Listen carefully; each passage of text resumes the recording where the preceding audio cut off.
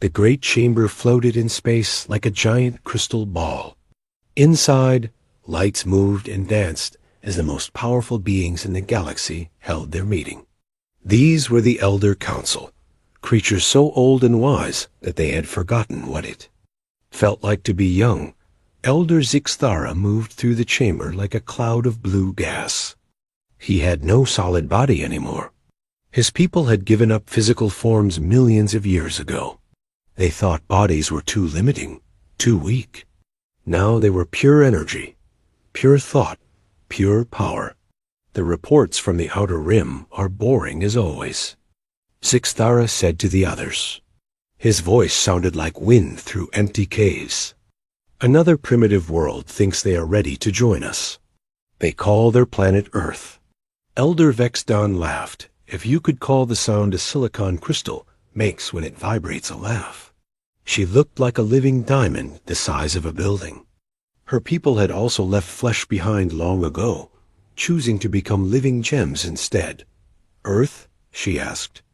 Let me see their files. The chamber filled with images and data. Pictures of blue oceans, green forests, and strange two-legged creatures appeared in the air. The creatures walked upright and had soft pink skin. They built cities of metal and glass. They flew in small ships that burned chemical fuel to move. How? Cute, said Elder Morthic. He was the oldest of them all. His species had become pure light itself. When he spoke, colors danced in the air. They still have bodies. They still need to eat food and breathe air.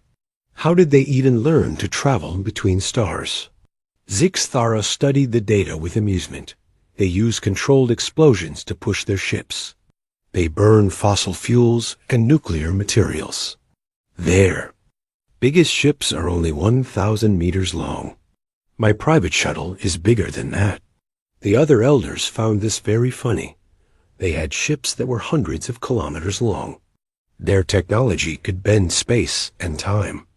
They could create matter from nothing and destroy entire solar systems with a thought. What do they call themselves again? Asked Vexton. Humans, Zixthara replied. They seem to think very highly of themselves. They sent us a message saying they want to meet us as equals. This made all the elders laugh even harder. Equals? These tiny meat creatures want to be equals with beings who had mastered the secrets of the universe? They fight wars with kinetic weapons, Morthic observed, his light form flickering with humor. Metal bullets fired from metal tubes. They throw rocks at each other, basically. And they call this military technology. The data showed human conflicts. Tanks rolling across battlefields. Soldiers with rifles. Ships firing shells at each other. Explosions and fire everywhere. It all looked so violent, so messy, so primitive. They have discovered nuclear fusion, Vexton noted, but they can barely control it. Their reactors are huge and dangerous. They explode if something goes wrong. And look at this, Zixthara pointed to more data. They still die from diseases. They age and grow old. Their bodies break down and stop working. They only live for maybe 100 years. The elders had long ago conquered death. They had existed for millions of years. Disease meant nothing to beings made of energy, and crystal, and light. The idea of dying from old age seemed ridiculous to them. Should we even bother with first contact? Asked Morthic. They are so far behind. U.S., it would be like us trying to talk to bacteria. The galactic law says we must offer guidance to all species that achieve faster than light travel. Zixthara reminded him, even if they did it by accident. The humans had indeed stumbled into FTL travel almost by luck. They had been trying to build a better fusion reactor when they accidentally created a space-folding field. Their first FTL ship had been held together with metal bolts and hope. Very well, Vexton decided. We will follow the standard first contact protocol. Send 3 motherships to their system. Show them our power. Make them understand how small they are. then offer to guide them to civilization. The standard protocol had worked for thousands of years. Young species saw the elder ships and immediately understood their place in the universe. They became humble and grateful for elder wisdom. They gave up their violent ways and primitive technology. They learned to live in peace under elder guidance. "I will personally oversee this contact," Zixthara announced. "It should not take long. A few demonstrations of our technology, and they will bow down like all the others." The elders began planning. The mission: they would take 3 of their smallest motherships. Each one was still 50 kilometers long and carried enough firepower to destroy planets. They would position themselves at the edge of the human solar system and send a simple message. "We should probably speak slowly and use small words," Morthic suggested. "Their brains are very tiny. They might not understand complex ideas." The meeting continued for several hours. The elders discussed how to best help these primitive humans. They would need to learn proper behavior. They would need to give up their violent ways. They would need to stop building weapons and start building temples to honor the elders. "What do they call their star?" Maxim asked. "Sol," Zixthara replied. "And they have several planets in their system. Most are too hot or too cold for their weak bodies. They can only live on one world without artificial help." "Pathetic," Morthic commented. "We can live anywhere in the universe. Heat, cold, vacuum, gravity, none of it matters to us anymore." The elders had long ago mastered their environment completely. They could survive in the heart of a star or in the cold emptiness between galaxies. Physical limitations were just memories to them now. "Their weapons are particularly amusing," Vexton noted, reviewing more files. "They still use gunpowder. They make explosives by mixing simple chemicals. Their most advanced missiles use solid fuel rockets." The data showed human military equipment: guns that fired metal bullets, tanks with thick armor, bombs that exploded with chemical reactions, ships that launched missiles at each other. Everything looked so crude and simple. "They even fight wars on their planet's surface," Zixthara observed. "They send soldiers to shoot at each other with portable weapons. They build fortifications out of dirt and concrete. It is like watching children play with toys." The elders had not fought physical wars for millions of years. When they disagreed, they simply restructured reality until the problem disappeared. The idea of creatures shooting metal at each other seemed incredibly primitive. "I suppose we must admire their persistence," Morthic said, without much admiration. "They keep fighting even when they are clearly outmatched. They never seem to give up, no matter how hopeless things become." "Stubbornness is not wisdom," Zixthara replied. "They will learn to accept guidance like all the others. A few examples of our power, and they will understand." The meeting began to wind down. Orders were given. 3 motherships would travel to the Sol system. The journey would take only a few days using elder technology. The humans would be contacted and properly educated about their place in the galaxy. "This should be routine," Vexten concluded. "Another primitive species brought into the light of civilization. They should be grateful for our attention." None of the elders suspected that they were about to meet a species that had turned stubbornness into an art form. A species that had survived ice ages, plagues, wars, and disasters by refusing to give up. A species that looked at impossible odds and decided to fight anyway. The Elder Council had made their first mistake. They thought humans were just another primitive species to be guided and controlled.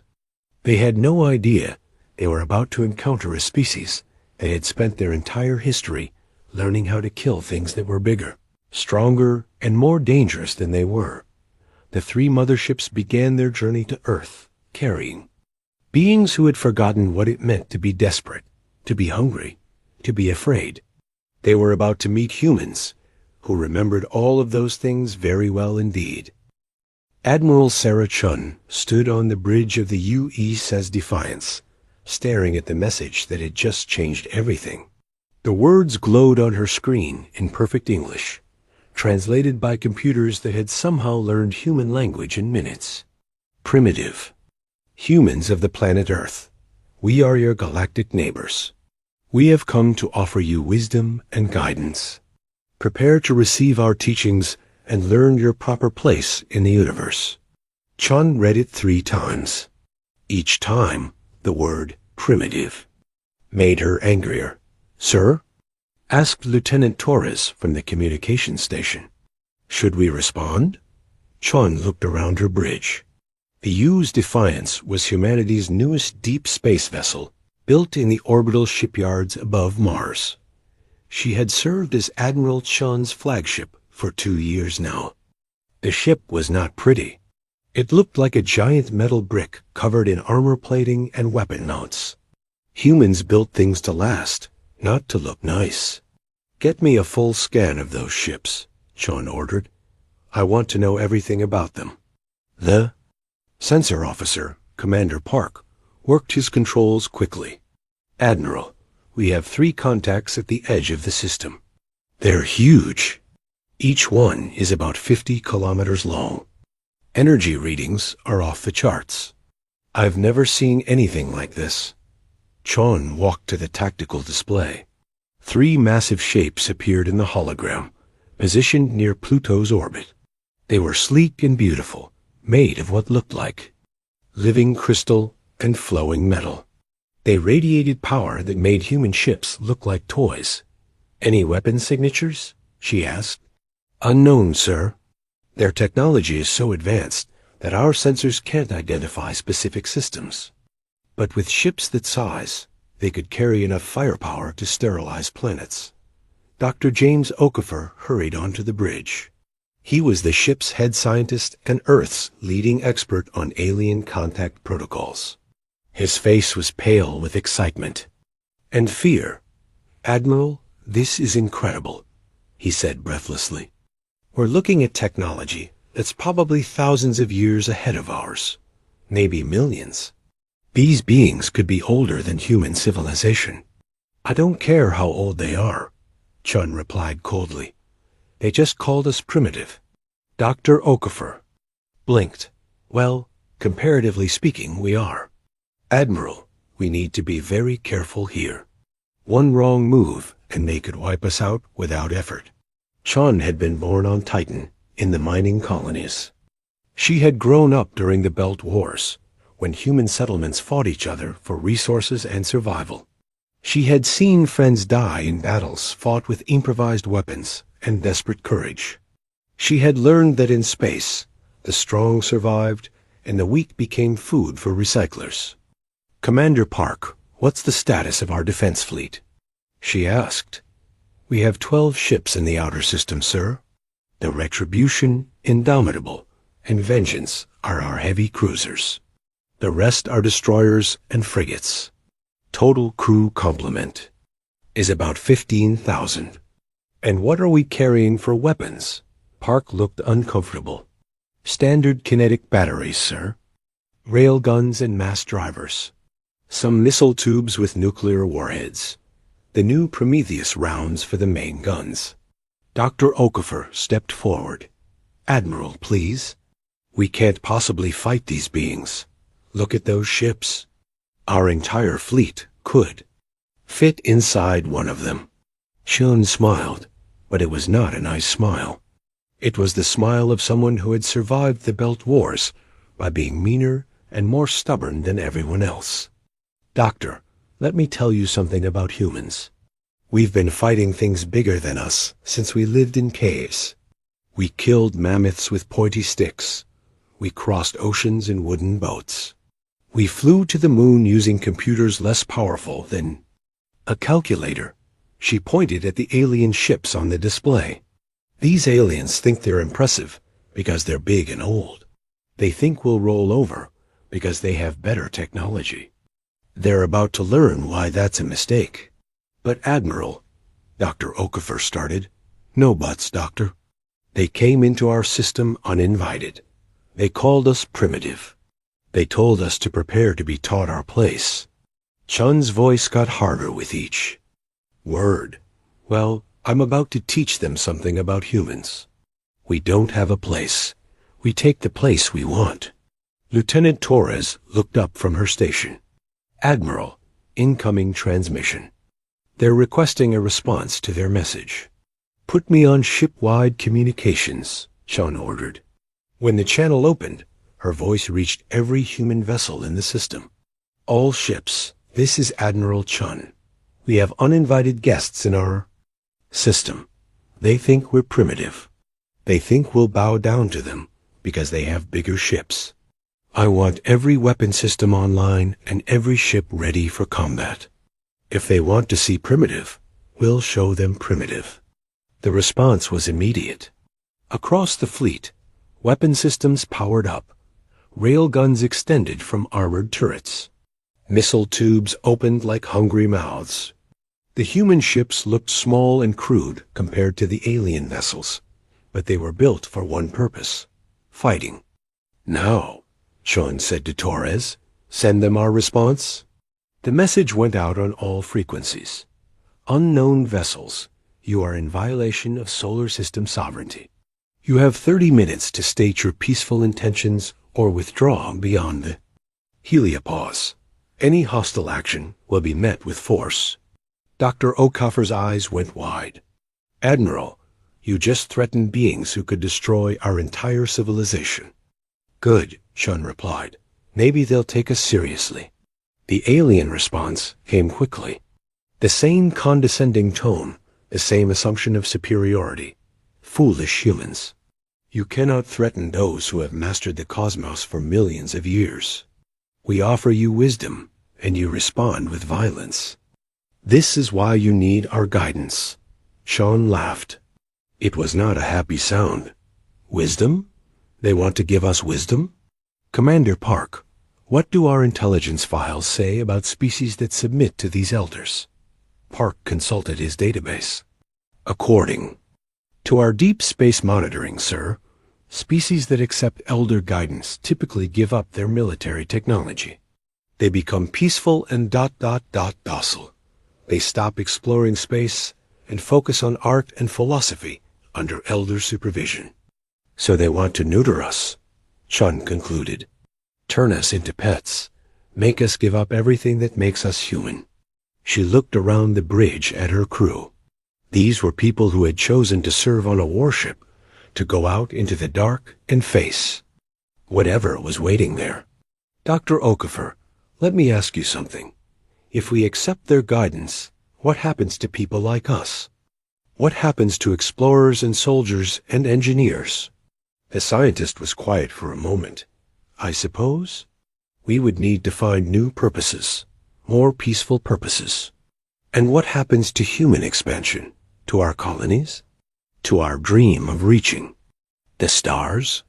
They would probably guide us toward more sustainable practices, less aggressive exploration. Chun nodded. So they want to take away everything we've worked for, everything we've fought for. They want us to become something we're not. She turned back to the tactical display. Well, they can want whatever they like, but they're going to have to take it from us. The alien ships began moving closer to the inner system. Their energy signatures grew stronger as they approached. On the human ships, crews rushed to battle stations. Weapons were loaded and targeted. Armor shutters closed over viewports. Admiral, Commander Park reported, the alien ships are definitely moving to engage. They're taking positions that would allow them to attack Earth directly. Then we stop. Them here, Chun decided. All ships form attack formation. Target the lead vessel. Prepare to fire on my command. Admiral, please reconsider, Dr. Okoffer begged. We're about to start a war we cannot possibly win. Chun looked at him with pity. Doctor, you're thinking like a scientist. You're looking at their technology and our technology and doing math. But war isn't math. War is about who wants to win more. And I guarantee you, No one in this galaxy wants to win more than humans who are fighting for their home. She turned to her weapons officer. Load Prometheus rounds in all main batteries. Set proximity fuses for maximum hull penetration. And, Commander Park? Yes, sir? Send a message to Earth Command. Tell them we're about to show the galaxy why you don't threaten humans in their own system. Tell them to prepare for whatever comes next. The human fleet moved forward to meet the alien ships. 12 small, ugly vessels against 3 massive. Beautiful ones. By all logic, it should have been a massacre. The humans should have surrendered, or been destroyed in minutes, but logic didn't account for the fact that humans had spent their entire evolution learning to kill things that were bigger, stronger, and more dangerous than they were. Logic didn't account for the fact that humans were really good at it. Admiral Chun watched the alien ships approach and smiled her cold smile. The elders were about to learn their first lesson about humanity. They didn't fight fair, they didn't fight clean, and they absolutely refused to lose. All ships, she announced, fire when ready. The first human ship to fire was the UE's Retribution. Captain Maria Santos had been waiting her whole career for a moment like this. Her ship was a heavy cruiser, built like a flying fortress with armor thick enough to stop asteroids and guns, big enough to crack moons. Main battery, fire. Santos commanded.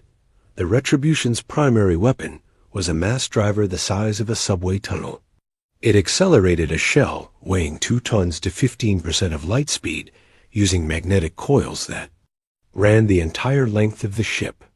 The shell itself was hollow, filled with a mixture that human engineers called hell in a can. Elder Zixthara watched the primitive human ships approach with amusement. Their weapons were so simple, so crude. Metal tubes that threw metal projectiles. Using chemical explosions. The Elder ships had shields that could stop energy weapons, gravity waves, even antimatter beams. Activate defensive screens, he told his crew.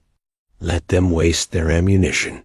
When they see how useless their weapons are, they will surrender.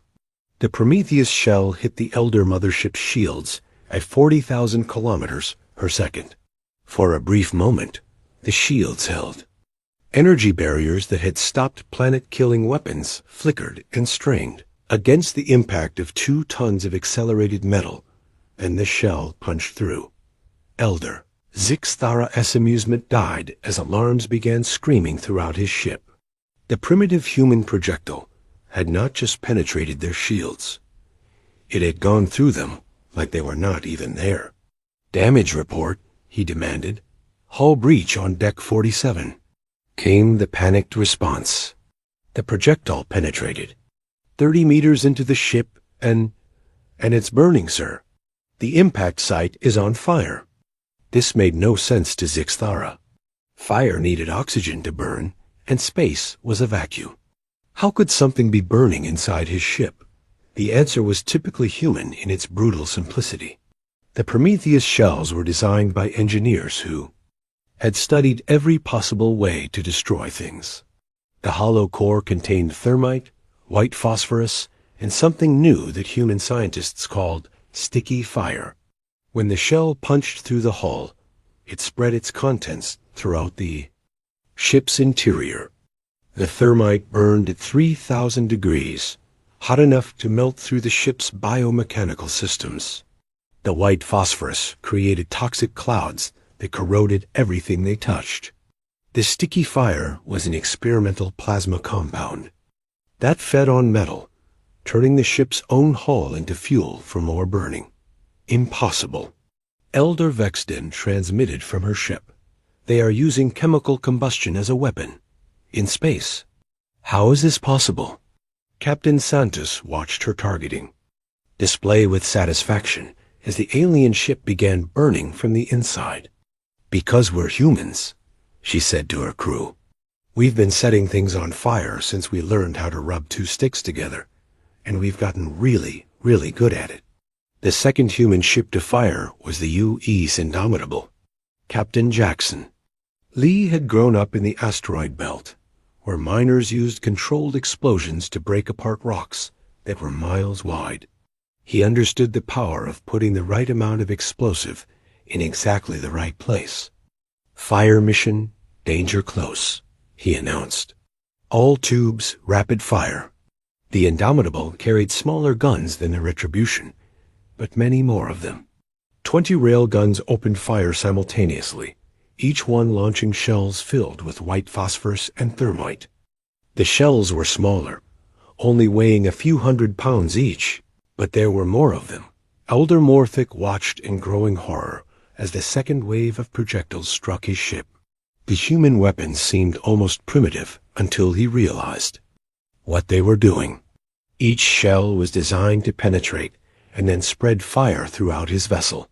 "They are not trying to destroy us quickly," he realized with shock. "They are trying to burn us slowly. They want us to suffer." This was not quite true.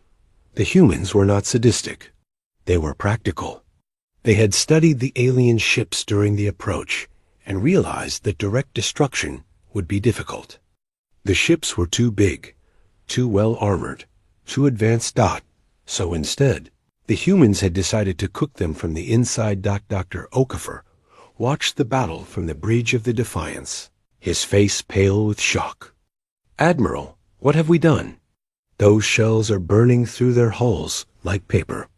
Admiral Chun studied the tactical display with professional interest. "We've introduced our guests to human military doctrine, Doctor. When something is too big to kill quickly, you kill it slowly. When something is too tough to break, you cook it until it falls apart." The third alien ship tried to retreat, but Captain Torres of the USS Vengeance was ready for that. Her ship was the fastest in the human fleet, designed to hunt down enemy vessels that tried to escape. "Pursuit course," she ordered. "Load incendiary rounds. Let's show them what happens when you run from humans." The Vengeance's weapons were smaller than the other human ships, but they fired faster. Dozens of shells streaked toward the fleeing alien vessel, each one designed to stick to the hull and burn through it like acid through flesh. Elder Zixthara felt his ship shuddering as fire spread through its corridors. His crew, beings of pure energy who had not felt physical pain in millions of years, were learning what it meant to burn. "How are they doing this?" he demanded. "Our weapons are energy-based. Our defenses are designed for energy weapons. How are primitive kinetic projectiles causing so much damage?" The answer came from his tactical officer, a being whose species had joined the Elders only a few thousand years ago and still remembered physical warfare. "Sir, their weapons are not primitive. They are specialized. While we evolved past kinetic weapons, they perfected them. Every shell is designed to defeat a specific type of defense. They have studied our technology and found its weaknesses." This was exactly what had happened. Human intelligence had been watching Elder ships for years, ever since first contact with other species had revealed their existence. Human engineers had studied Elder technology and identified a critical flaw. It was too advanced. The Elders had spent millions of years developing defenses against energy weapons, exotic matter, and reality-manipulating attacks. They had forgotten how to defend against simple, brutal, kinetic force. "Sir," another officer reported, "the fire is spreading to critical systems. Our biomechanical networks are being consumed by the phosphorus compounds. The thermite is melting through our primary power conduits." Zixthara tried to understand how this was happening. The human weapons used the most basic principles of physics: acceleration, impact, chemical combustion. Things his people had mastered and discarded millions of years ago. "They are fighting us with museum pieces," he said in disbelief. "No," his tactical officer replied. "They are fighting us with weapons we forgot how to defend against.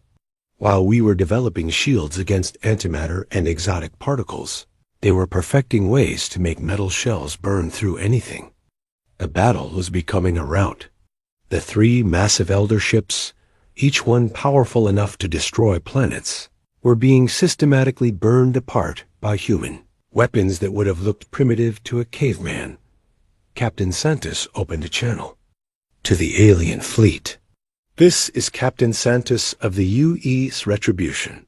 You wanted to know what primitive humans do when someone threatens their home. This is what we do. We take everything we know about making things burn, and we use it to kill you. The human weapons continued their work with methodical precision.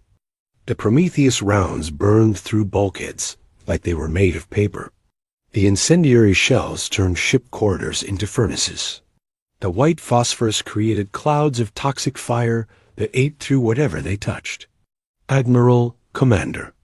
Park reported from the Defiance. The lead alien ship is losing structural integrity. Internal fires are causing cascade failures throughout their systems. Admiral Chun nodded with satisfaction. Any word from their fleet, Commander? Yes, sir.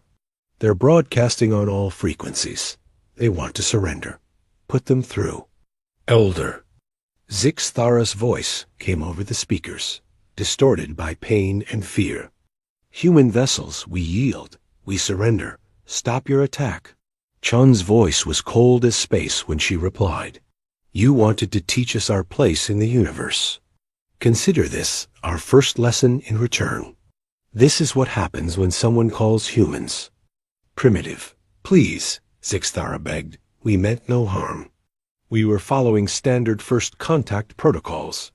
Your protocols assume that primitive species will be grateful for your guidance, Chun replied.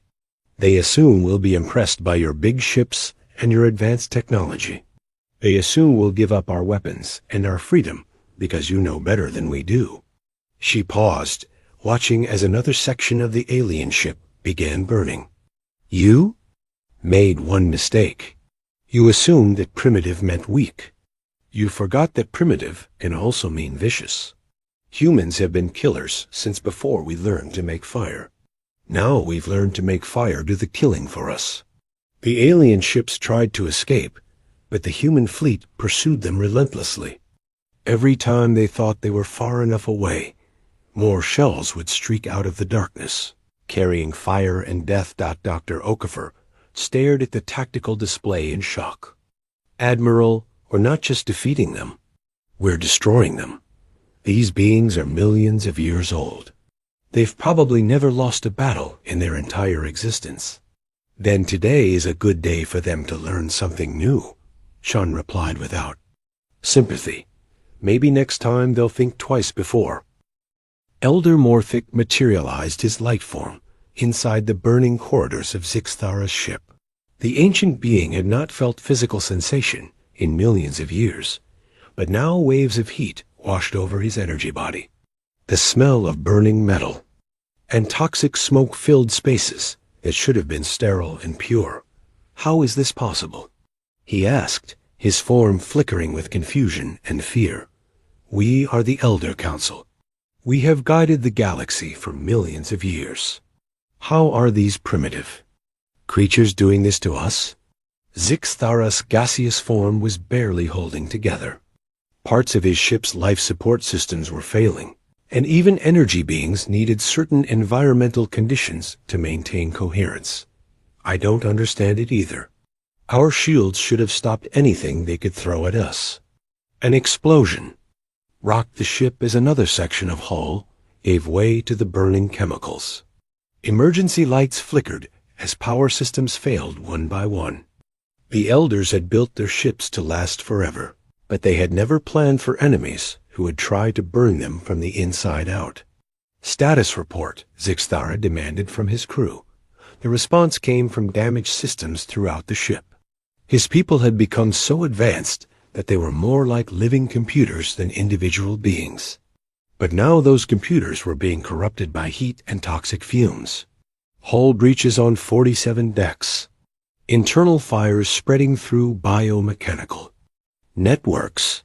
Phosphorus compounds are dissolving our neural pathways. Thermite reactions are melting primary support structures. Zixthara tried to process this information. But how?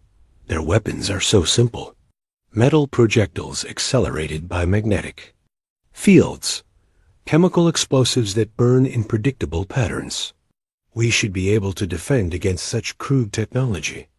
Elder Vexdown's crystal form appeared beside them, her usual perfect surfaces now cracked and blackened. That is exactly the problem. We have spent so long developing defenses against advanced weapons that we forgot how to stop simple ones. She gestured toward a burning section of bulkhead. Look at this damage. They are not using exotic particles or reality manipulation. They are using basic chemistry. Fire, metal, and explosive force. The same principles they used when they lived in caves. But they have refined those principles, Morthic observed with growing horror. While we evolved beyond physical warfare, they made physical warfare into an art form. Every shell is precisely designed. Every chemical mixture is perfectly balanced. They have turned primitive technology into something more dangerous than our advanced weapons. Another wave of human shells struck the ship. These ones were different from the first attack. The humans were adapting their weapons in real time, learning from each impact how to cause more damage. Analysis of the new projectiles, Zixthara ordered. The shells now contain reactive compounds that feed on our hull materials, came the response. They are turning our own ship into fuel for more burning. Also detecting nanothermite that targets our specific alloy compositions. Elder Vexton's crystal form rang like a broken bell. They studied our ships during their approach. In those few minutes, they analyzed our construction materials and modified their weapons accordingly. This revelation shocked the elders even more than the damage to their ships. The idea that a primitive species could learn and adapt so quickly was terrifying. The elders made decisions over periods of thousands of years. They planned carefully and moved slowly. But the humans were changing their tactics minute by minute. How long have they been preparing for this? Morthic asked. The answer came from their intelligence systems. What remained of them? Analysis suggests they have been studying elder technology for several years. Human deep space monitoring stations have been tracking our movements and recording our ship signatures. They have been watching us, Zixthara said in disbelief. These primitives have been spying on us, and we never noticed. Not spying, Vexton corrected. Hunting. They have been hunting us, learning our weaknesses, planning how to kill us. The implications of this sank in slowly. The elders had assumed that first contact would follow the usual pattern. They would arrive, demonstrate their superiority, and the primitive species would submit. They had never considered that the primitives might be studying them in return. Their entire military doctrine is based on killing things that are bigger and stronger than they are, Morthic realized. They have spent their entire evolution learning how to be predators. More human weapons struck the ship. The elders could hear the shells burning through deck after deck, spreading fire and destruction with methodical precision. Each impact was placed exactly where it would cause the most damage. They are not trying to destroy us quickly, Vexton observed. They are taking their time. They want us to understand what is happening to us. This was true. Admiral Chun had ordered her fleet to target non-critical systems first. She wanted the elder ships to burn slowly, to give their crews time to think about what was happening and why. It was a lesson in human military psychology. Sometimes it was better to wound an enemy than to kill them quickly. What are they trying to teach us? Zixthara asked. The answer came from an unexpected source. Dr. James O'Coffer's voice crackled over the communication systems. The human scientist had been monitoring elder communications and had decided to explain. You called us primitive, O'Coffer said, his voice calm and academic. You assumed that primitive meant inferior. But you forgot something important about primitive species. We got primitive by surviving everything that tried to kill us." His words echoed through the burning ship as the elders listened in stunned silence. "You evolved beyond physical limitations," Okafor continued. "You became beings of pure energy and thought. You transcended the need for crude matter and simple chemistry. But we never did. We stayed in the mud and the blood and the fire. We stayed primitive because primitive works." Another explosion rocked the ship. The elders were learning what it felt like to be hunted by a species that had never stopped being predators. "Every human weapon is designed by someone who remembers that the universe is trying to kill us," Okafor explained. "We build our tools to fight things that are bigger, stronger, faster, and more advanced than we are, because that is what we have always had to do." Elder Morthic's light form flickered with understanding. "They are not using advanced technology to fight us. They are using advanced primitive technology.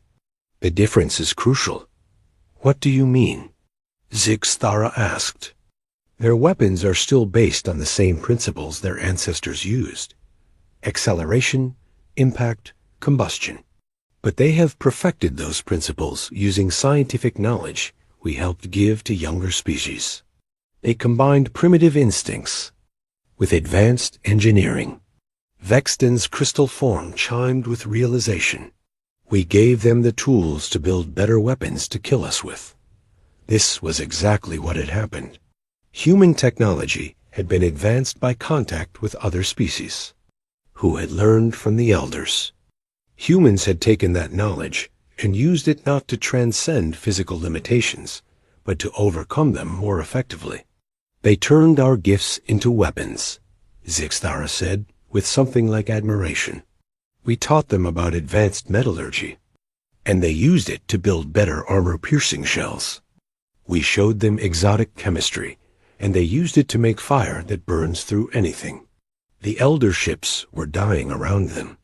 Systems that had functioned for millions of years were failing as human fire ate through them like acid through flesh.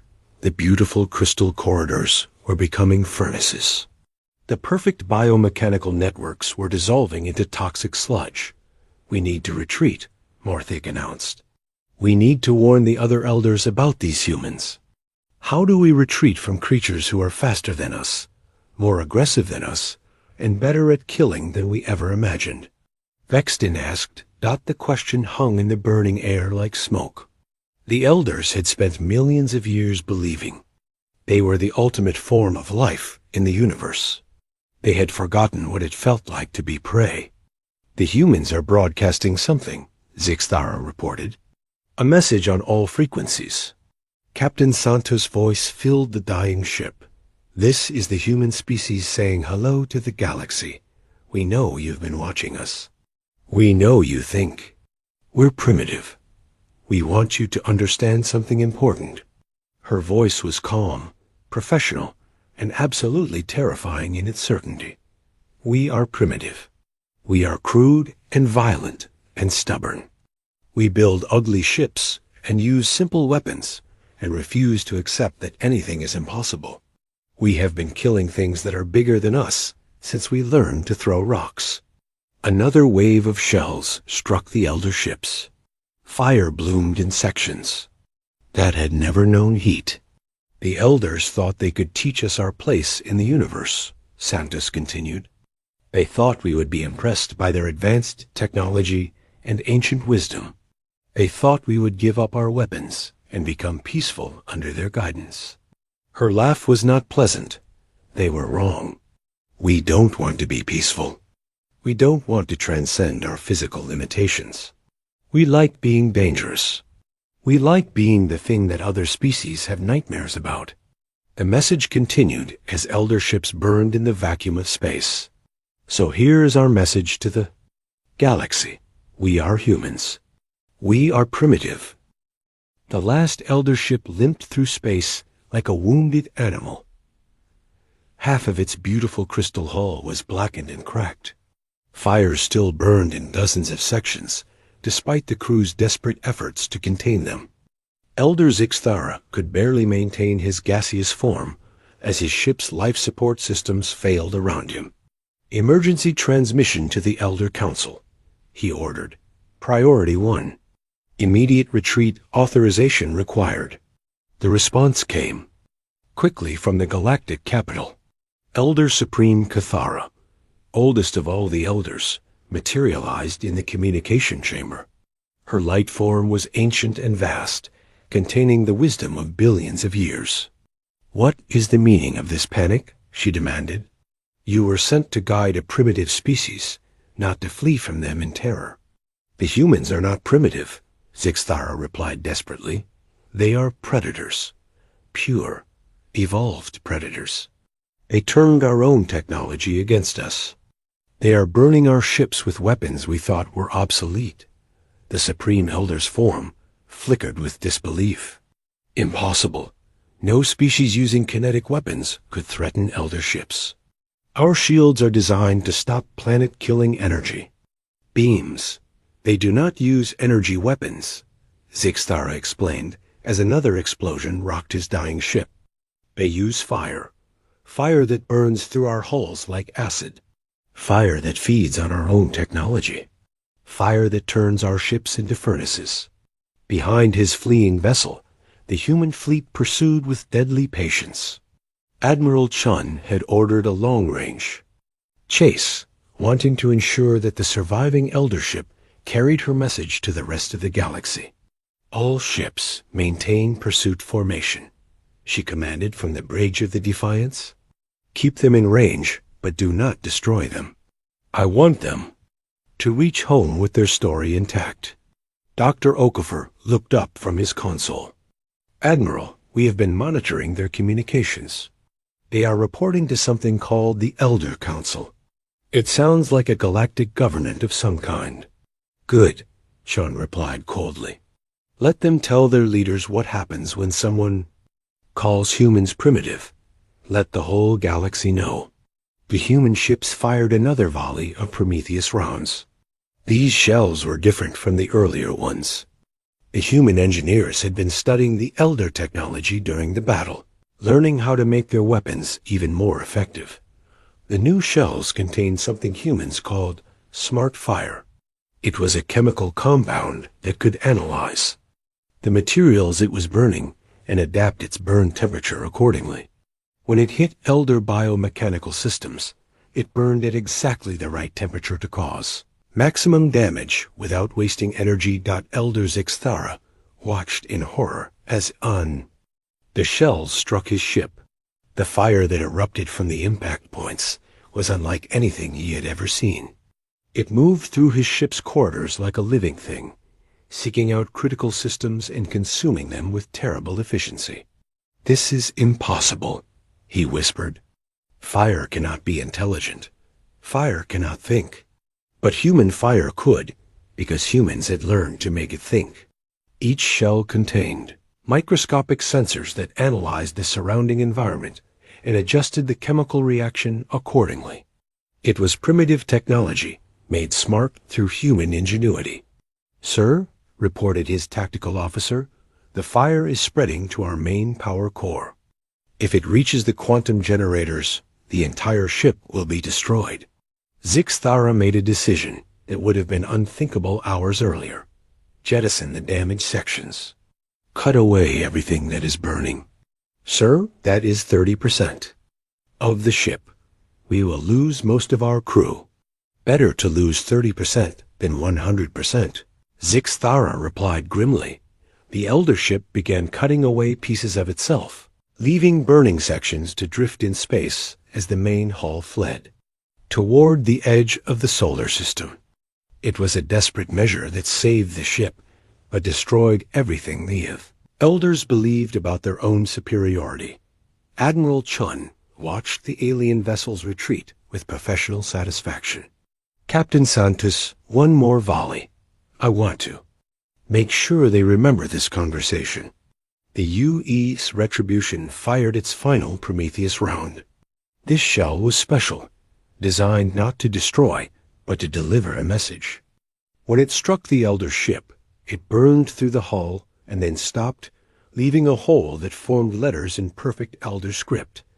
From Earth with fire. The message was clear. Humans had not just defeated the Elders. They had done it with style, with precision, and with a touch of psychological warfare that left no doubt about their intentions. "Sir," Commander Park reported, "the alien vessel is crossing the heliopause. They are leaving our system." "Let them go," Chun ordered. "But keep long-range sensors locked on them. I want to know where they go and who they talk to." The human fleet regrouped in the outer system, their crews celebrating the most important victory in human history. They had faced beings with millions of years of technological advancement and won. They had done it with weapons their enemies considered primitive and tactics. Their enemies had forgotten. Dr. Okafor approached Admiral Chun on the bridge. "Admiral, what have we started?" "When word of this battle spreads, the entire galaxy will know that humans can defeat Elder technology." Chun smiled, but it was not the cold smile of earlier. Now it was the smile of someone who had seen the future and liked what she saw. "Doctor, we have not started anything. We have finished something. For millions of years, the Elders have controlled galactic civilization by making everyone else afraid of their superior technology.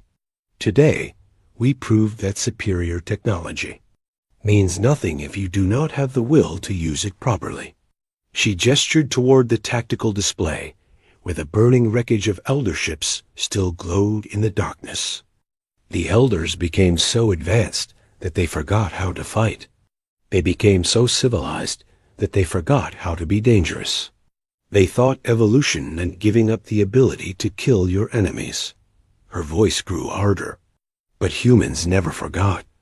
We never became so civilized that we stopped being killers. We never became so advanced that we gave up our weapons. We stayed primitive, because primitive is what keeps you alive.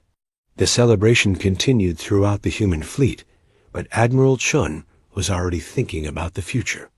This victory would change everything. The galaxy would know that humans could not be intimidated by superior technology or ancient wisdom. "Communications, send a message to Earth Command," she ordered. "Tell them to begin full military production. We are going to need more ships, more weapons, and more fire-breathing shells." "Are we preparing for invasion, sir?" asked Commander Park.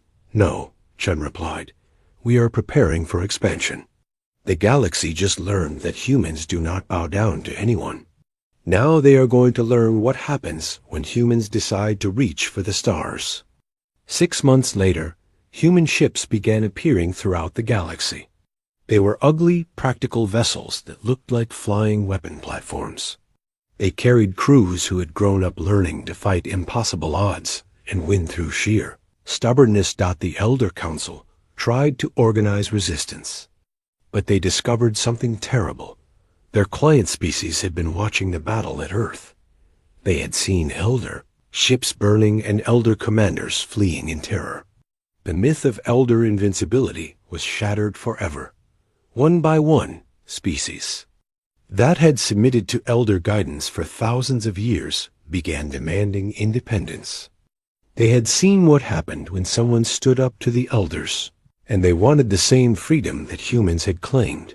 The Elders found themselves fighting wars on dozens of fronts, but they had forgotten how to win wars. Their technology was still superior, but their will to fight was gone. They had become too civilized to be effective killers. Humans, on the other hand, had never been more dangerous. Each new world they reached received the same message that the Elders had heard. "We are humans. We are primitive, violent, and completely insane. We will fight anything, anywhere, for any reason." The galaxy learned to fear a new phrase, where fire breathes through hull and gun. It became the human battle cry, the promise that any enemy would burn no matter how advanced their technology or how ancient their wisdom. Admiral Chun, now promoted to Fleet Admiral and commander of all human space forces, stood on the bridge of her new flagship. Through the viewports, she could see a dozen star systems that flew human flags. Colonies, trade stations, and military bases that had been built with human fire and human will. Dr. Okafor, what do our intelligence reports say about Elder activity? The scientist, now her chief advisor on alien affairs, consulted his data. They are still retreating, Admiral. Their client species continue to rebel. Several Elder worlds have requested human protection against their former masters. Sean nodded with satisfaction. And what do the other species say about us? They call us the apex predators of the galaxy. Some worship us as gods of war. Others fear us as demons of destruction. But they all respect us. Good, Sean replied. Respect is better than love. Fear is better than friendship. As long as they know what happens when someone threatens humans, we will have peace. She looked out at the stars, knowing that human ships were exploring every corner of the galaxy. Wherever they went, they carried the same message. Humanity had arrived, and humanity would not be stopped. The age of human expansion had begun with fire and fury. The galaxy would remember the day when primitive humans proved that advanced. The alarm bells rang through the bridge of the Kethfor, raider ship Blood Fang. Captain Zextel's 4 eyes focused on the scanner display, his scaled fingers drumming against the command chair. After 30 years of piracy in the outer spiral, he knew a perfect target when he saw one. Sir, we have a single ship on approach vector 77 Alpha, reported his second-in-command, a thin Velaryon named Skix. Energy signature is minimal. Hull design appears to be human origin. Zexthel's mouth opened in what his species considered a smile, showing rows of sharp teeth. Humans, the newest species to join the galactic community, barely 200 years since first contact. Their technology was primitive compared to the ancient civilizations that ruled the galaxy. Their ships were slow, their weapons outdated, and their crews inexperienced in real combat. What type of vessel? Zextel asked, though he already suspected. The answer, cargo hauler, sir. The Resolute Dawn. Registry shows it's carrying mining equipment to the Tertius colonies. Perfect. Mining equipment meant valuable metals and rare elements. The kind of cargo that sold well on the black markets of the Rim worlds. Zextel had raided dozens of human ships over the past 5 years. They always surrendered quickly. Humans were weak, scared creatures who valued their lives more than their cargo. How many escort ships? He asked. None, sir. She's running alone. Even better. A lone cargo ship in the dangerous outer spiral was practically begging to be robbed. Zextel wondered if humans would ever learn to travel in convoy like the other species did. Probably not. They were too arrogant, thinking their status as a protected developing species would keep them safe. Signal the pack, Zextel ordered. All ships moved to intercept positions. Standard raid formation. The Blood Fang was the flagship of a 5-ship raiding pack. 2 fast attack vessels, 2 boarding ships, and his command cruiser. More than enough firepower to handle anything the humans might throw at them. The other ships began moving into position, spreading out to surround the human vessel. On the main screen, the Resolute Dawn grew larger as they approached. It was typical human design, boxy, functional, with no regard for the elegant curves preferred by older galactic civilizations. The hull was dark gray metal with obvious weld marks and repair patches. Definitely a working ship, not some fancy diplomatic vessel. Range? Zextel asked. 50,000 kilometers in closing, sir. Any response from the target? They're hailing us, sir. Standard emergency frequency. Zextel laughed, a harsh sound that made several bridge crew members step back. Put them through. Let's see how quickly they beg. The main screen flickered and showed the bridge of the human ship. A woman sat in the captain's chair, her dark hair pulled back in a simple knot.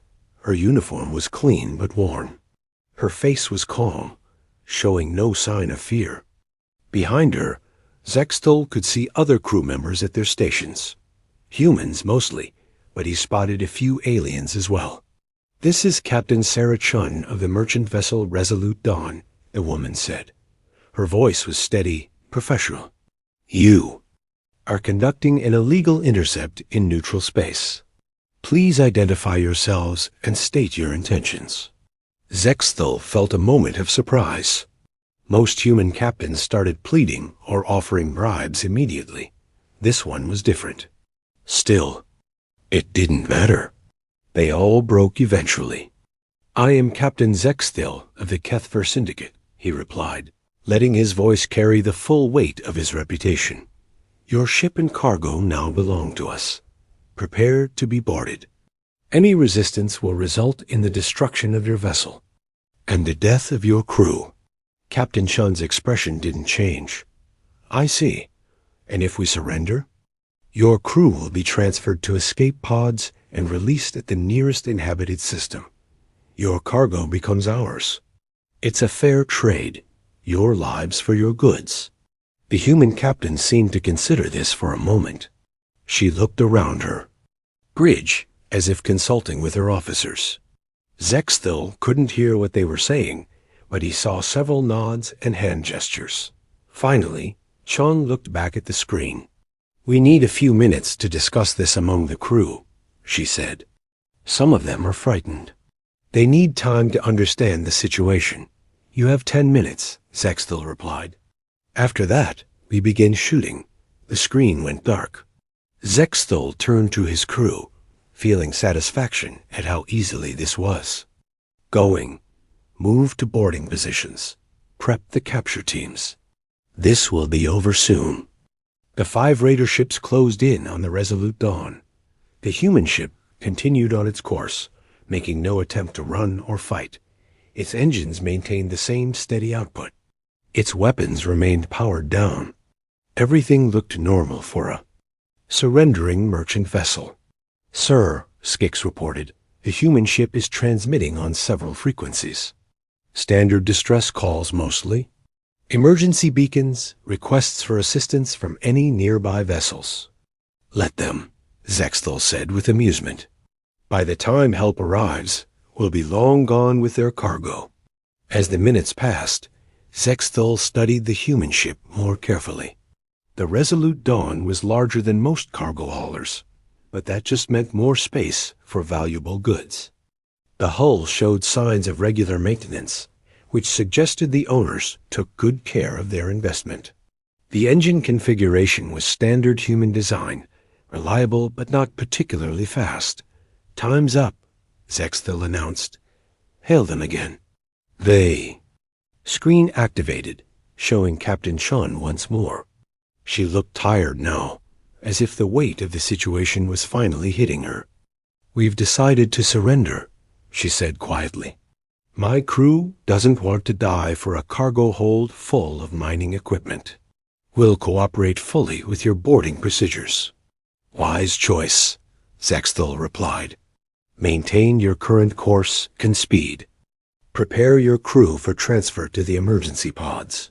Any attempt to resist or sabotage your ship will result in immediate execution." "Understood," Chun said. "We'll be ready for your boarding teams." The transmission ended. Zextel felt the familiar rush of victory. Another successful raid, another profitable day. The human ship was now completely surrounded by his vessels, with nowhere to run even if they changed their minds. "Deploy boarding pods," he ordered. Teams Alpha through. Delta, Standard Seizure Protocol. "I want that ship secured in 30 minutes. The boarding pods launched from 2 of his ships, small armored vessels designed to attach directly to a target's hull and cut through with plasma torches. Each pod carried a squad of heavily armed pirates from various species. They had done this hundreds of times before. Zextel watched the pods close the distance to the human ship. Everything was going perfectly. The Resolute Dawn maintained course and speed, showing no signs of resistance. Its crew was probably huddled together somewhere, waiting to be herded into escape pods. Pods making contact with target hull, reported. The boarding team leader. Beginning cutting procedures now. On the tactical display, Zexthul could see the 5 boarding pods attached to different points along the human ship's hull. The plasma cutters were already at work, slicing through the outer armor to create entry points. In a few minutes, his teams would be inside, securing the bridge and cargo holds. "Sir," Skix said suddenly, "I'm detecting some unusual energy readings." "From the target vessel. What kind of readings?" Zexthul asked, though he wasn't particularly concerned. Human ships often had strange energy signatures. Their technology was still developing. Power fluctuations throughout the ship, almost like they're reconfiguring something. Before Zexthul could respond, Captain Sean's face appeared on the screen again. But this time she wasn't calling to surrender or beg. She was smiling. It was a cold, dangerous smile that made Zexthul's blood run cold. "Captain Zexthul," she said calmly, "I have one word for you and your crews." She paused, her smile growing wider. "Pandora." The moment Captain Chun spoke the word Pandora, everything changed.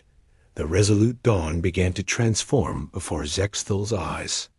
Panels along the hull slid open with mechanical precision, revealing rows of weapon ports that had been completely hidden moments before.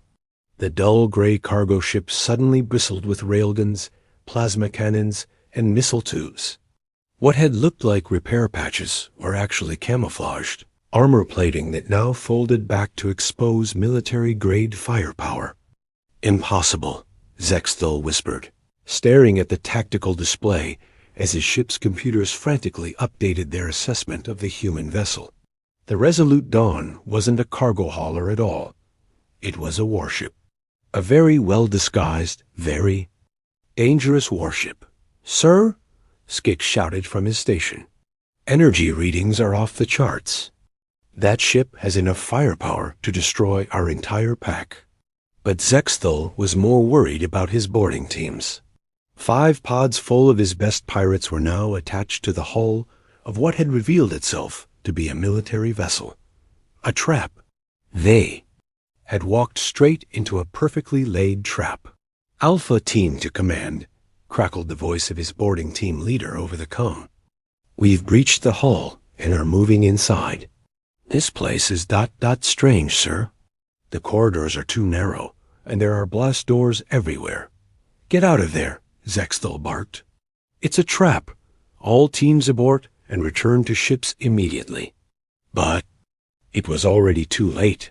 On the human ship, Sergeant Marcus Webb crouched behind a makeshift barricade in Corridor 7.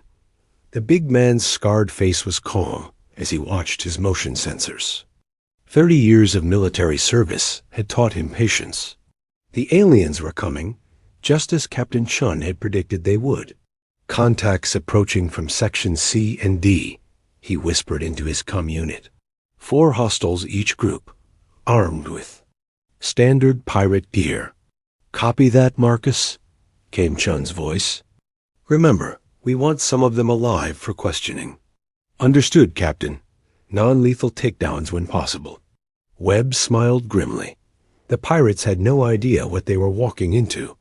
The Resolute Dawn might look like a cargo ship on the outside, but inside it was a maze of defensive positions, hidden weapons, and tactical surprises.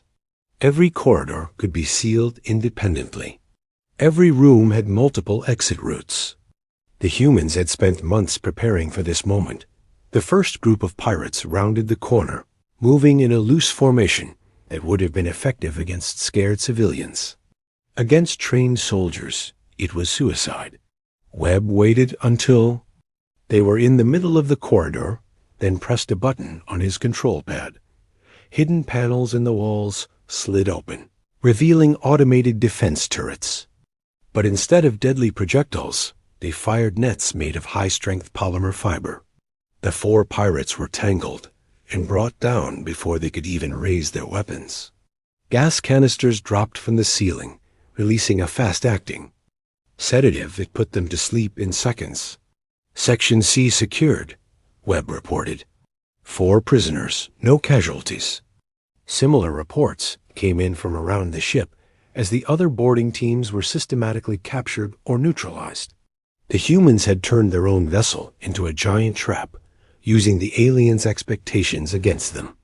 The pirates expected to find frightened merchants. Instead, they found soldiers who knew their ship better than they knew their own names. Lieutenant Sarah Kim had positioned herself in the main cargo bay, which the pirates would certainly try to secure. She was a small woman, barely 5 feet tall, but she had earned her rank in the border wars, fighting against enemies twice her size. When the airlock cycled open and 6 pirates charged in, she was ready. The cargo bay looked normal enough. Rows of shipping containers, standard loading equipment, dim lighting. The pirates spread out to search for crew members and valuable goods. They never noticed the shipping containers were all empty, or that some of them weren't containers at all. Kim pressed her detonator. The fake containers exploded outward, not with deadly force, but with expanding foam that filled the entire bay in seconds. The pirates found themselves trapped in a substance that hardened around them like quick-setting concrete. They couldn't move, couldn't see, and could barely breathe through the emergency air filters built into the foam. Cargo bay secured, Kim reported cheerfully. 6 more for the collection. Back on the bridge of the Bloodfang, Zexthal watched his carefully planned raid fall apart in real time. His boarding teams had gone silent one by one. The tactical display showed his pod still attached to the human ship, but there was no sign of his pirates inside. "Sir?" Skix reported with panic. In his voice, "The human ship is powering up weapons. Multiple target locks on all our vessels. Evasive maneuvers." Zexthal shouted, "All ships scatter." But the human ship was already moving. The Resolute Dawn accelerated with shocking speed, far faster than any cargo hauler should have been able to move. Its hidden engines revealed their true power as the disguised warship positioned itself to block the raiders' escape routes. The first volley of human weapons fire was precise and devastating. Railgun slugs tore through the armor of the nearest raider ship, targeting engines and weapon systems with surgical accuracy. The aliens weren't trying to destroy the pirate vessels. They were disabling them, leaving them helpless but alive. "Return fire," Zexthal ordered desperately. His ships opened up with everything they had. Plasma beams and missile salvos streaked toward the human vessel. But the Resolute Dawn moved like a dancer, twisting and rolling through space with impossible grace. Its point defense systems shot down incoming missiles, while its armor absorbed hits that should have crippled it. This wasn't how space combat was supposed to work. Ships were supposed to stand off at long range and exchange fire until one side's shields failed. They weren't supposed to charge straight into the enemy formation like some ancient warrior looking for hand-to-hand combat. But that's exactly what the humans were doing. The Resolute Dawn close to knife-fighting range with Zexthal's command. Ship. At this distance, every shot was a guaranteed hit. The human weapons began systematically dismantling the Bloodfang's combat systems. "Shields failing," Skix reported. "Engines at 30%. Weapons offline." On the main screen, Captain Chun's face appeared again. She was still calm, still professional, but there was something in her eyes that made Zexthal's blood run cold. It was the look of a predator that had finally cornered its prey. "Captain Zexthal," she said pleasantly. "I should probably introduce myself properly. I'm Captain Sarah Chun, commanding officer of the U.S. Resolute Dawn, Anti-Piracy Task Force. 7. You and your crews are under arrest for violation of Galactic Maritime Law, Section 47. Armed robbery in neutral space. Anti-Piracy Task Force? Zexthul repeated weakly. That's right. We've been hunting your little group for 6 months now. Amazing how much information you can gather when you let yourselves be raided a few times. We know your patrol routes, your safe houses, your fence operations, and your crew rosters. The implications hit Zexthul like a physical blow. The other ships you raided ... were all decoys, every single one. We've been feeding you false targets and watching you take. The bait. Did you really think it was coincidence that you kept finding lone human ships in convenient locations? Around the Blood Fang, the other raider ships were in similar condition. Dead in space, their crews alive, but their ships completely disabled. The humans had fought with a precision and ruthlessness that Zexthul had never encountered before. How? He asked. How did you know we would attack this ship? Captain Chun smiled that cold smile again. Because we know how you think, Captain. You see humans as weak, easy targets. You assume our technology is primitive because it looks different from yours. You've never bothered to study our military history or our tactical doctrines. She leaned forward slightly. That was your first mistake. Your second was assuming we fight alone. Before Zexthul could ask what she meant, the space around his disabled fleet began to shimmer. One by one, 3 more human ships decloaked from their hiding. Spots. A destroyer, a fast attack craft, and a support vessel. They had been there the entire time, waiting and watching. You see, Captain Sean continued, humans learned something important from our early encounters with galactic civilization. We learned that everyone underestimates us. Everyone assumes we're primitive, backwards, harmless. So we decided to use that against you. The support ship was already deploying capture shuttles to collect the disabled pirate vessels. There would be no escape, no last-minute rescue. The Kethver raiding pack had been completely and utterly defeated by what they thought was a single cargo ship. Welcome to human warfare, Captain Zexthul, Chun said. I hope you're ready to learn why attacking our ships is the worst mistake you could possibly make. In the detention bay of the Resolute Dawn, Captain Zexthul sat behind a force field barrier, trying to understand what had happened to his fleet. Through the transparent aluminum wall, he could see his captured crew members being processed by human security teams. They were being treated well, given medical attention, food, and water, but they were definitely prisoners. The door opened and Captain Chun entered, carrying a data pad and 2 cups of something that smelled like coffee. She set 1 cup down, where Zexthul could reach it through the security slot. It's not poisoned, she said, settling into a chair across from him. Though I understand if you don't trust me. Zexthul ignored the coffee. What do you want, human? Information.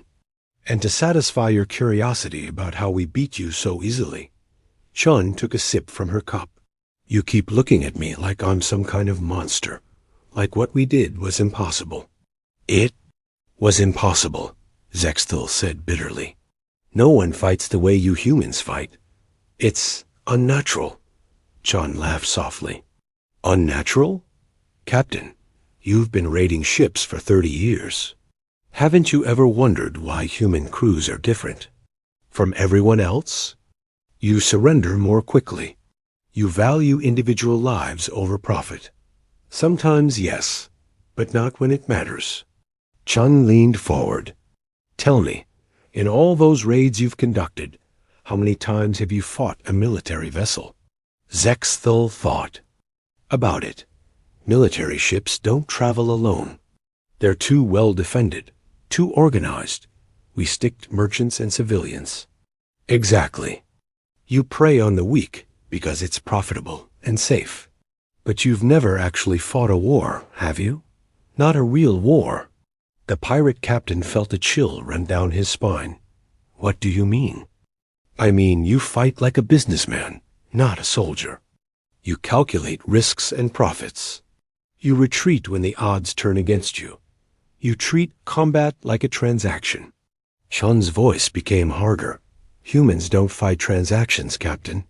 Humans fight wars. The door opened again, and Chief Engineer Marcus Webb entered.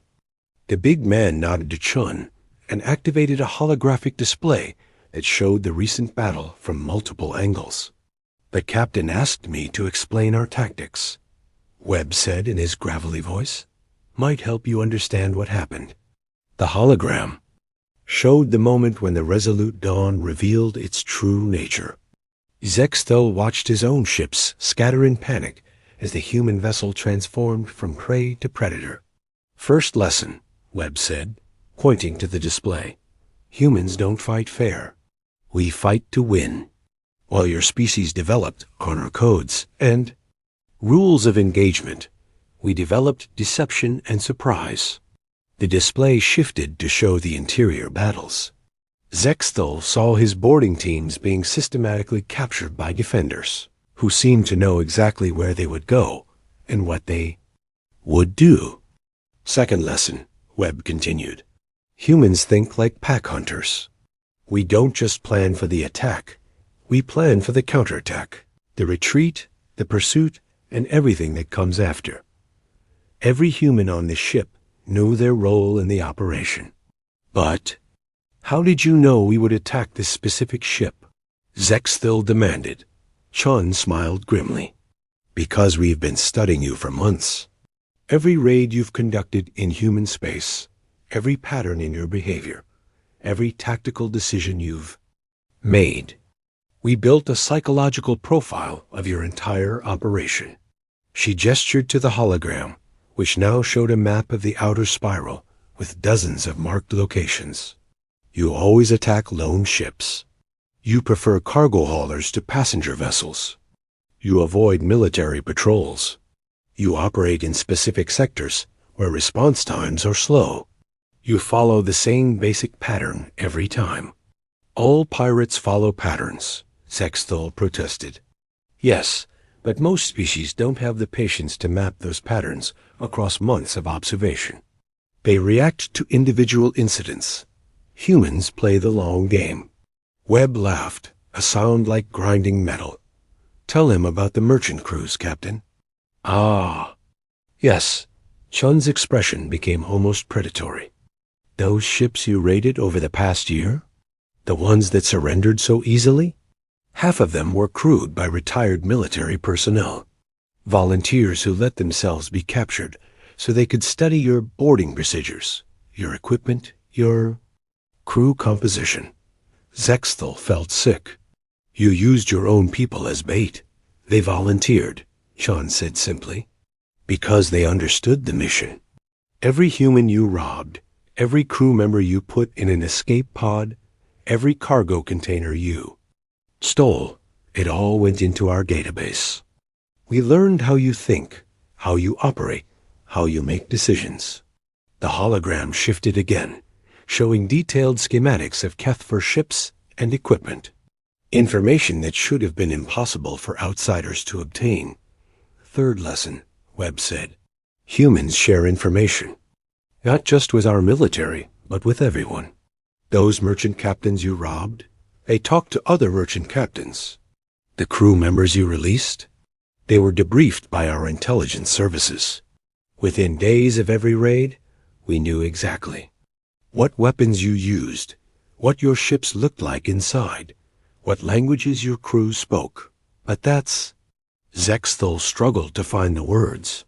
That's not how it works. Merchants don't work with military. Civilians don't spy for governments. Other species don't work that way. Shun agreed. But humans do. When you attack one of us, you attack all of us. That's something your people never understood. The display changed to show the space battle itself. Zexthel watched his ships firing at the Resolute Dawn, their shots going wide as the human vessel moved with impossible agility. Your ships fight like individuals, Webb observed, each captain making their own decisions, following their own tactics. Look at your formation. It's loose, disorganized. Each ship is trying to protect itself first. The hologram highlighted. the human ships as they decloaked and moved into position. Their formation was tight, coordinated, with each vessel supporting the others. Humans fight like a single organism, Chun explained. Every ship captain knows what the others will do before they do it. We train together, plan together, think. Together, when you fight one human ship, you're fighting all of them. That's impossible, Sexthel said weakly. Ships can't coordinate that precisely in real-time combat. They can if the crews trust each other completely, Webb replied. If they've trained together for years. If they're willing to take risks that other species consider suicidal. The display showed the moment when the Resolute Dawn charged directly into the pirate formation, exposing itself to massive return fire. Any rational commander would have stayed at long range and traded shots safely. Fourth lesson, Chun said quietly. Humans don't calculate acceptable losses the same way other species do. You retreat when the odds are against you. We advance when the odds are against us. You're insane, Sexthel whispered. No, we're committed. There's a difference. Chun stood up and walked to the holographic display. Every species in the galaxy has been shaped by evolution, Captain. Some evolved to be strong, some to be smart, some to be fast. Humans evolved to be stubborn. She gestured to the battle replay. Look at your crew's behavior when the fight started going badly. Half of them panicked. The other half started looking for escape routes. That's normal, rational behavior for most species. The display focused on the human crew during the battle. They looked tense, focused, but not panicked. Even when enemy fire was hitting their ship, they stayed at their posts and followed orders. Humans don't panic the same way, Webb explained. We get angry. And angry humans are the most dangerous things in the galaxy. But why? Sexthel asked desperately. Why fight so hard for a cargo ship? Why risk your lives for mining equipment? Chun looked at him with something almost like pity. You still don't get it, do you? This was never about the cargo, Captain.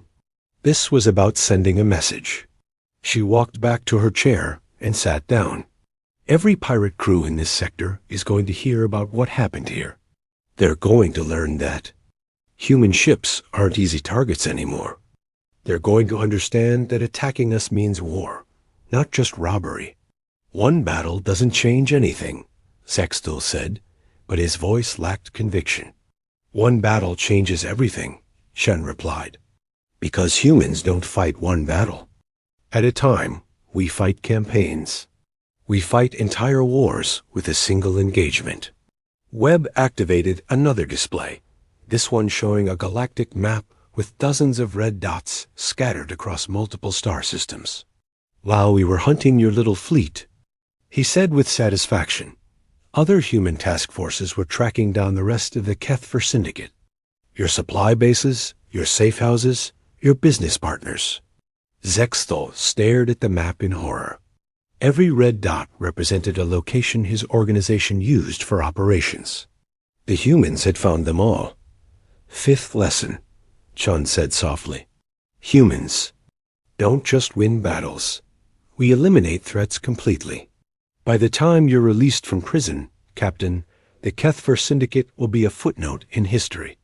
She stood up to leave, then paused at the door. You asked why we fight so differently from other species. The answer is simple, because we have to. Every other species in the galaxy is stronger than us, or smarter than us, or more advanced than us. The only way humanity survives is by being more committed than anyone else. As the door closed behind her, Sexthel sat in his cell and finally understood what he had awakened. The humans weren't just another species to be preyed upon. They were apex predators disguised as herbivores, and they had been hunting him from the moment 3 days after the capture of the Kethfer raiding fleet, Commander Elena Vasquez sat in the communication center of Naval Station Kepler, watching data streams flow across dozens of monitors. As head of the Human Anti-Piracy Coordination Network, She had been waiting for this moment for over a year. "Signal strength is good on all channels," reported Lieutenant Torres from his console.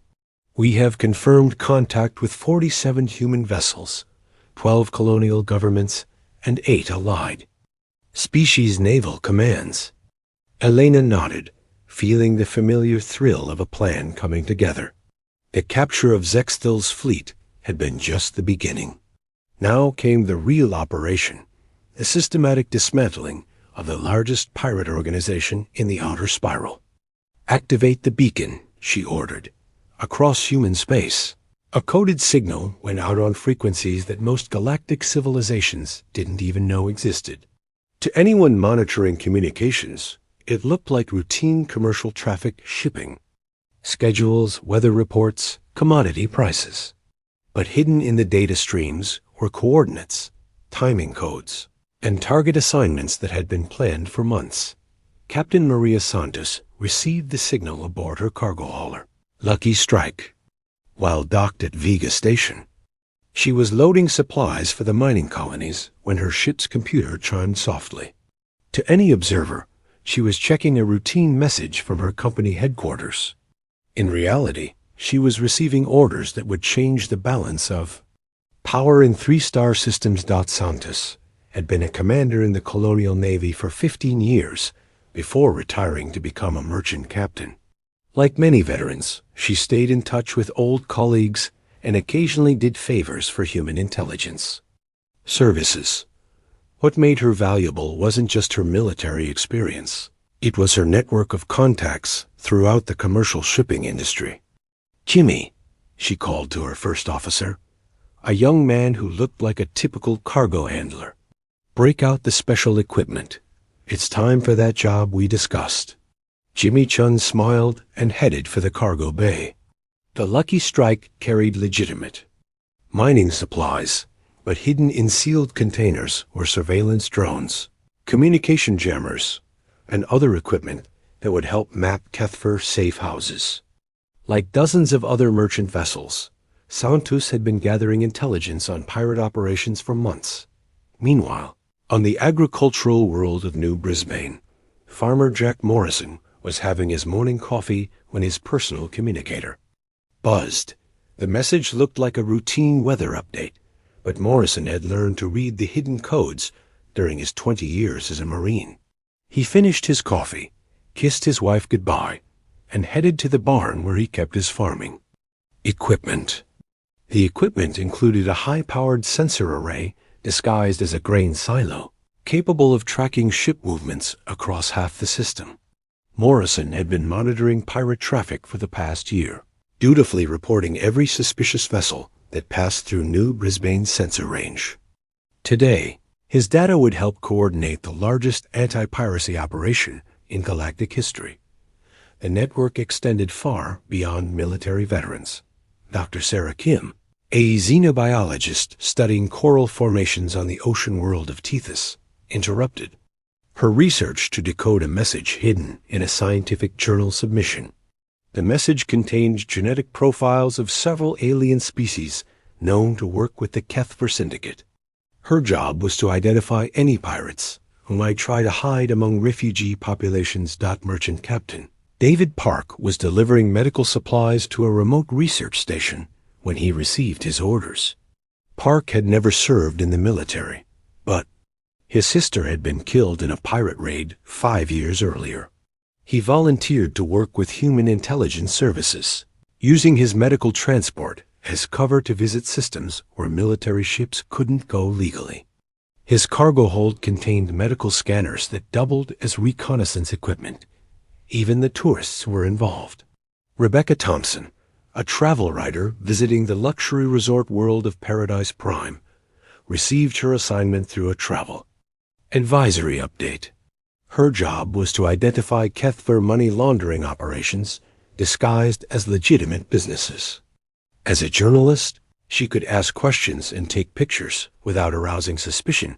At the coordination center at Naval Station, Kepler tracked all these assets in real time.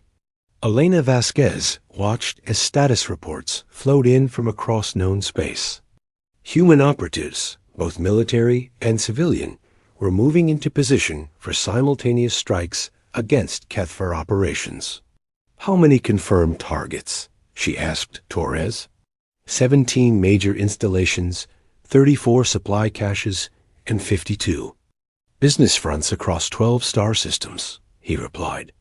"We also have positive identification on 43 Kethvor vessels, currently in port at various locations." Elena smiled grimly. The Kethver Syndicate thought they were fighting one human task force. They had no idea they were facing the entire human intelligence network, a web of connections that spanned half the galaxy and included everyone from retired admirals to small-town farmers. "What about our allied species?" she asked. "The Centaurian Navy has 8 ships in position. The Vegan Defense Force is contributing 12 vessels. The Altarian Peacekeepers are providing ground support teams." Elena nodded. Human diplomats had been working for months to coordinate this operation, sharing intelligence with friendly governments and building a coalition against piracy. What made it possible was humanity's reputation for reliability. When humans said they would do something, other species believed them. The first strike came at 14:30 Standard Time.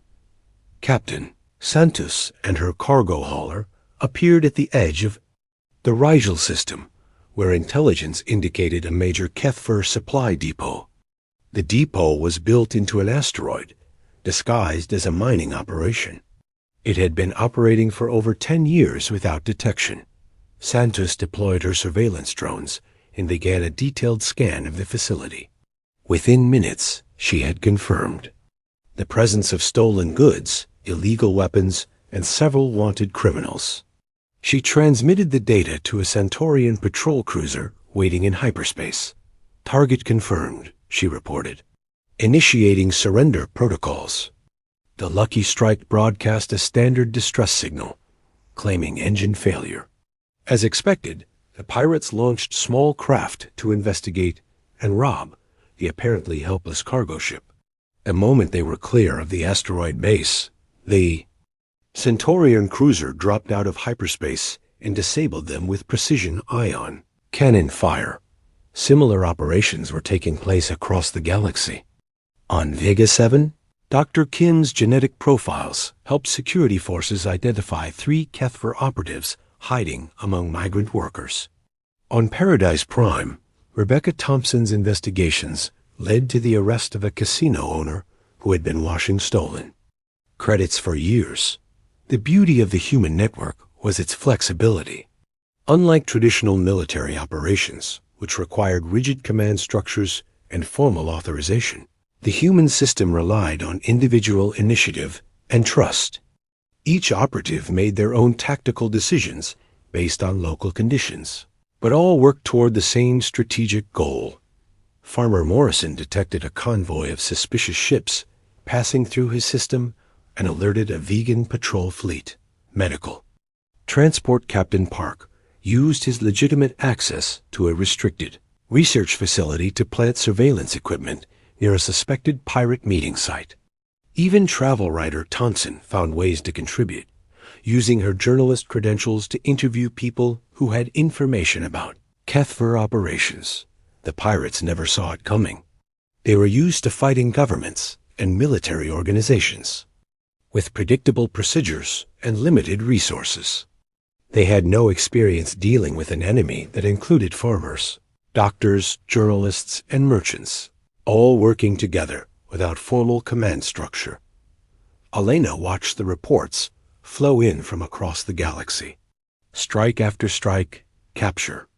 After capture, the Kethver Syndicate's network was being systematically destroyed. Within 6 hours, over 60% of their known assets had been seized or neutralized. "Commander," Torres said excitedly, "we're getting reports from the Arcturus system." The Kethver Leadership Council was meeting at their hidden headquarters. Local human assets provided targeting data for a joint strike by human and Altarian forces. Elena leaned forward. Results? 17 high-ranking Kethvor commanders captured, including their overall leader. No casualties on our side. The Arcturus operation had been particularly complex. A human mining engineer named Robert Chun had spent 3 months working at an asteroid mining facility that was actually the entrance to the Kethver headquarters. Chun had used his access to map the entire complex and identify security weaknesses. When the assault began, he had disabled the emergency lockdown systems from inside DOT. As the day continued, the scope of the operation became clear. The humans hadn't just attacked one pirate fleet, they had declared war on organized piracy itself. Using intelligence gathered over months by hundreds of operatives, they had struck at every aspect of the Kethfor organization simultaneously. Status report, Elena requested as the sun set over Naval Station Kepler. 93% of known Kethver assets neutralized or captured, Torres replied. Estimated financial damage to their organization complete. Remaining operational capacity negligible. Elena allowed herself a moment of satisfaction. The Kethver Syndicate. 6 months after the destruction of the Kethfor Syndicate, Ambassador Thane Keller of the Galactic Commerce Guild stood before the emergency session of the Outer Spiral Security Council. The amphitheater was packed with representatives from dozens of species, all gathered to discuss what many were calling the human problem. The statistics are undeniable, Keller said, his crystalline voice echoing through the chamber. Piracy in human-controlled space has dropped by 89%. Trade route security has increased by 300%. Insurance costs for shipping through human territories have fallen to the lowest levels in recorded history. A murmur ran through the assembled delegates. These were remarkable numbers by any standard, but they came with implications that made many species uncomfortable. However, Keller continued, these improvements have come at a cost that we must consider carefully. The humans have fundamentally changed how security operations are conducted in civilized space. They have ignored traditional protocols, violated sovereignty agreements, and demonstrated a level of coordination that some find ... concerning. In the human delegation section, Admiral Janet Harrison sat quietly, listening to the debate that had been inevitable from the moment Operation Pandora succeeded. As commander of human space forces, she had expected this political backlash. Other species were always uncomfortable when humans proved more effective than expected. The Centaurian Republic wishes to voice its strong support for human anti-piracy. Efforts, announced Ambassador Vex, rising from his seat. Our shipping losses in joint patrol zones have decreased by 74%. Human tactical doctrine has proven highly effective. Effective, yes, replied Ambassador Senth of the Vegan Confederacy, but also unprecedented. No single species has ever coordinated intelligence assets across such a wide area. The humans have created a network that spans dozens of star systems, involving both military and civilian personnel. Admiral Harrison finally stood to address the council. If I may respond to these concerns, she said formally, the human government has acted within all applicable laws and treaties. We have shared intelligence with allied species and coordinated our operations through proper diplomatic channels. But you have also armed civilian vessels, accused Delegate. More acts of the Traitors Collective. You have used merchant ships as intelligence platforms. You have turned ordinary citizens into spies and soldiers. Harrison smiled slightly.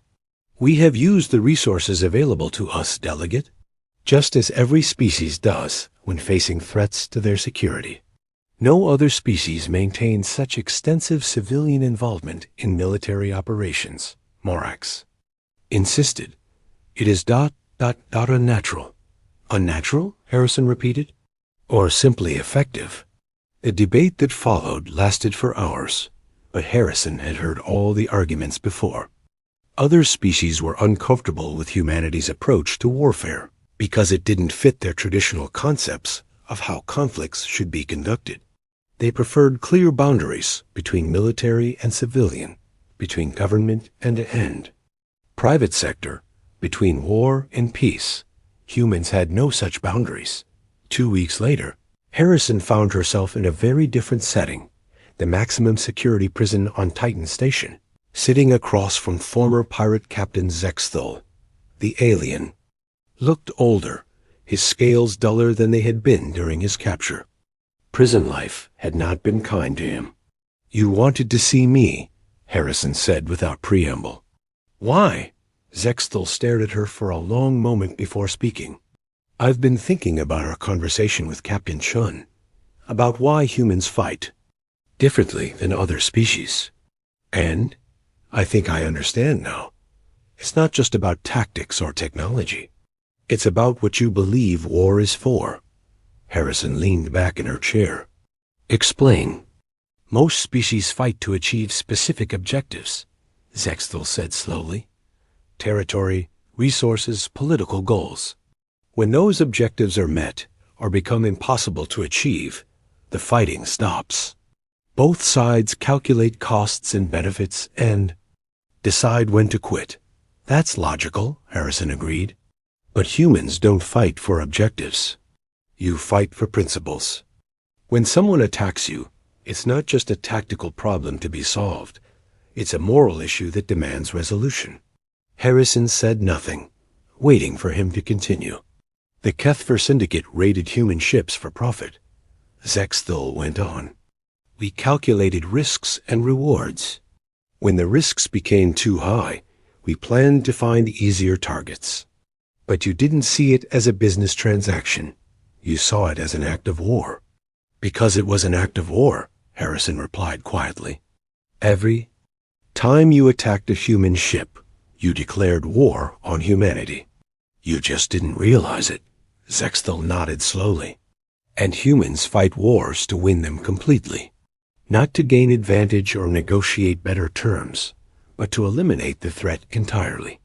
Now you're beginning to understand. But why?" Zexthal asked desperately. "Why not just increase your security and accept some losses as the cost of doing business? Why mobilize entire populations for what most species would consider a minor security problem?" Harrison was quiet for a long moment, considering her answer. "Because we can't afford to lose, Captain. Every other species in the galaxy has advantages over us. You're stronger, or faster, or more technologically advanced, or have larger populations. The only advantage humans have is our refusal to accept defeat." She stood to leave, then paused. "You asked Captain Chun why we fight so hard for a cargo ship full of mining equipment. The answer is simple. Because if we don't fight hard for everything, we won't survive to fight for anything." As Harrison left the prison, Zexthal sat in his cell and contemplated the true scope of his miscalculation. He had thought he was robbing merchant ships. In reality, he had declared war on a species that treated every conflict as a fight for survival. The effects of Operation Pandora continued to ripple through the galaxy. Within a year, piracy in the Outer Spiral had declined by over 90%.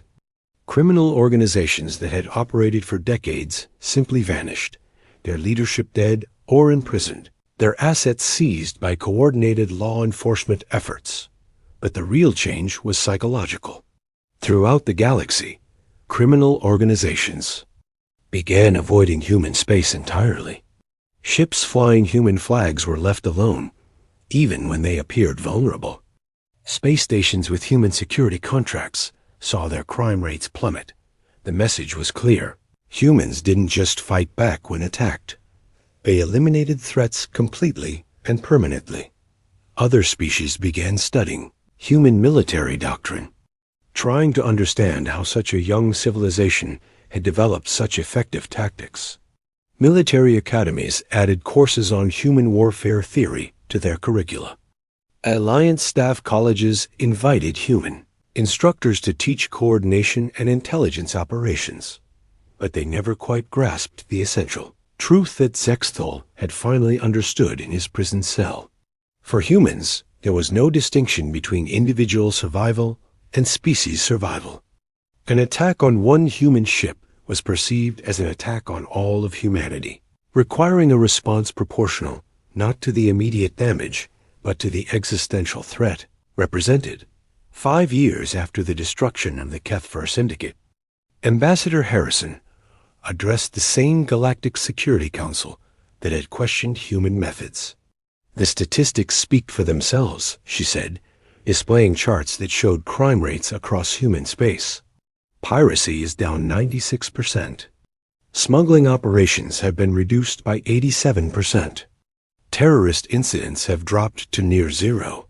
She paused, looking around the amphitheater at delegates who had once criticized human tactics. "More importantly, these improvements have spread beyond human space. Our allied species have seen similar reductions in criminal activity. Our joint patrol programs have been adopted by 12 different governments. The coordination networks we developed are now being used for disaster relief, medical emergencies, and scientific research." The applause was polite, but genuine. Even former critics had to admit that human methods worked. "However," Harrison continued, "I want to address the concerns that some of you have raised about human military doctrine. You worry that our approach to security is too aggressive, too comprehensive, too human." She smiled slightly. "You're right to be concerned, because the galaxy has learned something important from the HFY incident. Attacking a human ship isn't just robbery. It's a declaration of war against a species that treats every war as a fight for survival." The amphitheater was completely silent now. "We didn't choose to be the galaxy's enforcers," Harrison said quietly. "We became enforcers because someone had to be, and no one else was willing to pay the price. Every time you choose not to respond to aggression, every time you calculate that the costs outweigh the benefits, every time you negotiate with criminals and terrorists, you make the galaxy a little less safe for everyone." She gathered her notes and prepared to leave. "Humans fight differently because we have to. Because we learned early that in a galaxy full of species stronger and more advanced than us, our only option is to be more committed than anyone else."